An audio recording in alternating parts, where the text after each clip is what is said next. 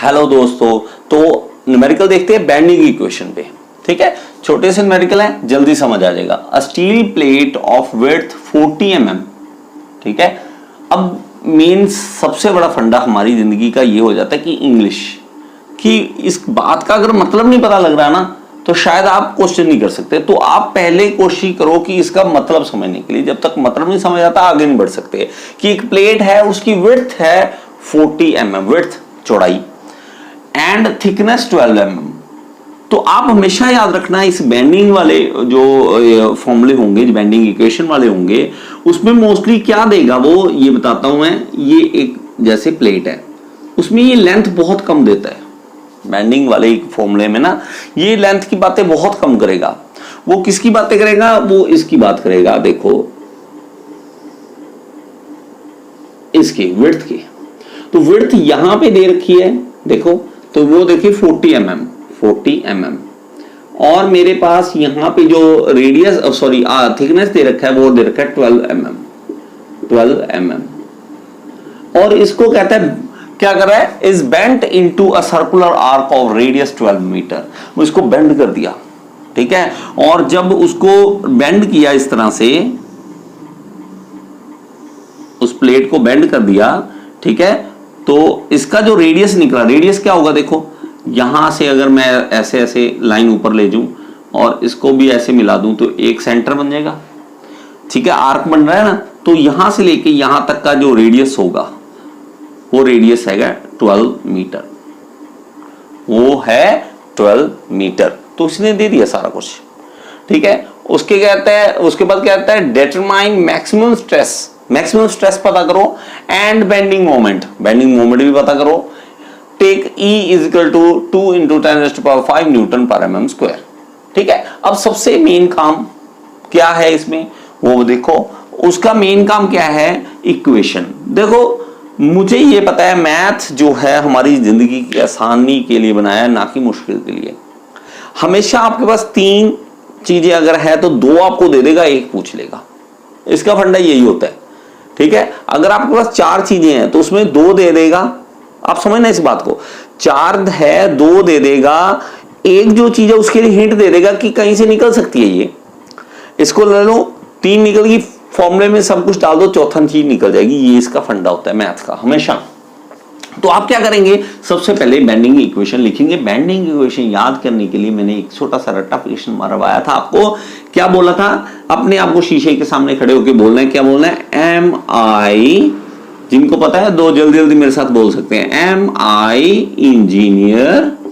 Then कहता हाँ मैं इंजीनियर हूं। वो पूछता है एम आई इंजीनियर, क्या मैं इंजीनियर हूं? तो आगे से आप बोलते हो यस मैं इंजीनियर हूं, तो कहता है स्ट्रेस वाई। फिर स्ट्रेस वाई, वाई स्ट्रेस क्यों लेनी है? फिर अगर आप हो इंजीनियर हो तो स्ट्रेस लेनी क्यों है? ये इक्वेशन है। अब क्या करेंगे? इसमें से सबसे पहले मैं मान लो इन दोनों को उठा लेता हूं। हम तीनों को ना ऐसे बराबर रख सकते हैं ना, तो मैं इन दोनों को उठा लेता हूं ऐसे, एम आई और स्ट्रेस वाई को यहां पे रख लेता हूं। अब अगर आपको y का मतलब नहीं पता, स्ट्रेस का नहीं पता, m का नहीं पता, i का नहीं पता, तो ये न्यूमेरिकल नहीं होने वाला। तो मतलब क्या है कि पहले बेंडिंग इक्वेशन आपको पता नहीं चाहिए। बेंडिंग इक्वेशन पहले करके आओ फिर इस न्यूमेरिकल कर सकते हो, ऐसे नहीं। हमारी दिक्कत क्या होती है, हम वो बातें छोड़ देते स्टार्टिंग वाली कि है क्या, और सीधा करना शुरू कर देते काम। अब ये क्या है? स्ट्रेस। y क्या है? डिस्टेंस। डिस्टेंस कहां से होता है? डिस्टेंस होता है ये न्यूट्रल एक्सिस से, न्यूट्रल एक्सिस से।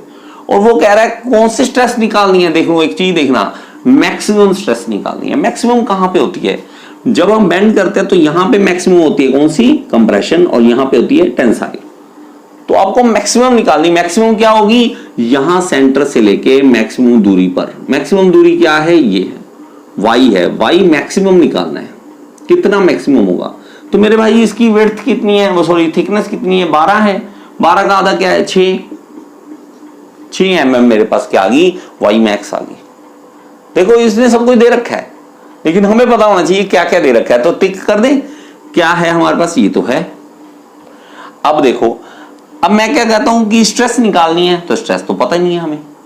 ठीक है, मेरे पास आई निकालना है। आई मोमेंट ऑफ इनर्शिया, उसके लिए हमें फॉर्मूला पता होता है।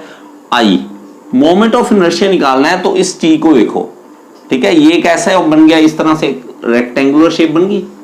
तो किसको काट रहा है, ये इसको काट रहा है। अगर मोमेंट ऑफ इनर्शिया का आपको नहीं पता तो आप मेरी वीडियो देख सकते हैं, आप अप्लाइड मैकेनिक्स या सोम वाले फोल्डर में जाके देख सकते हैं। तो ये देखिए इसको काट रहा है, ये है हमारे पास 12 और ये है हमारे पास 40 और ये मैं मान लो टी, इसको टी बोलता हूं और इसको बी बोल देता हूं। ठीक है, तो मेरे पास आई का फॉर्मूला क्या बन जाएगा, आई का फॉर्मूला बन जाएगा बी टी क्यू बाय 12, वो फॉर्मूला बन जाएगा। बी हमारे पास 40 है, टी हमारे पास 12 है, 12 का क्यूब आ जाएगा और 12 आ जाएगा नीचे। तो आई फॉर्मूला हमारे पास है, आई एक्स एक्स हमारे पास है, इसको आई एक्स एक्स बोलेंगे, ये एक्स एक्स मान लेते हैं इसको एक्स एक्स। इसको काट रहे, जिसको काट रहा होता है ना उसका क्यूब लेना होता है, ये 12 को काट के जा रहा है तो उसका क्यूब है। लो जी, हमारे पास आई भी है ना, हमारे पास स्ट्रेस है ना हमारे पास एम है। हम क्या करें, अब हम एक और चीज कर सकते हैं कि इन दोनों को भी बराबर रख सकते हैं।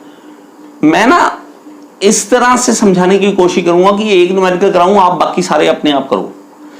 देखो मैं इनको दोनों को भी बराबर रख दे लेता हूं, m over I e by R. लीजिए इसमें क्या क्या पता है और क्या क्या नहीं पता। e हमारे पास इसने दे दिया, ये भी जानबूझ के ऐसी चीजें पहले दे देता है, ले यार कहीं तू टेंशन मत लियो। अब एक चीज बताता हूं आपको, इसमें 4 चीजें थी, 4 में से 2 नहीं पता हमें। m था, स्ट्रेस था, i था, y निकल गया, y निकल गया, 2 चीजें निकल गई, अब 2 रह गई। तो ये तो हो नहीं सकता कुछ इसका, इनमें से एक चीज कोई ना कोई यहां से निकल जाएगी, उसको यहां आके पुट करेंगे, दूसरी निकल जाएगी, लास्ट जो बचेगी वो निकल जाएगी। तो मेरे पास मेरे भाई m ओवर आई अभी निकाला ना है हमारे पास, r इसने दे रखा है, रेडियस दे रखा है हमारे पास, e हमारे पास है, देखो m निकल गया। m जो निकलेगा उसको m यहां से जो निकलेगा तो हम कहेंगे अच्छा m भी निकल गया। अब रह के गया स्ट्रेस, इधर उधर लेके जाओ, काम खत्म करो, समझ रहे हो। तो मेरे भाई m, यहां से m निकाल देता हूं मैं, i को इस साइड लेके जा सकता हूं, i को इस साइड लेके जा सकता हूं ना, तो i को इस साइड ले जाता हूं। लो जी, i इधर आ गया, ठीक है।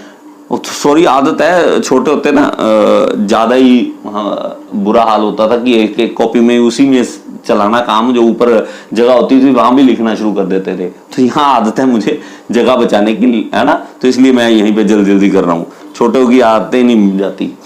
तो ई हमारे पास क्या है, 2 गुना 10 की पावर 5।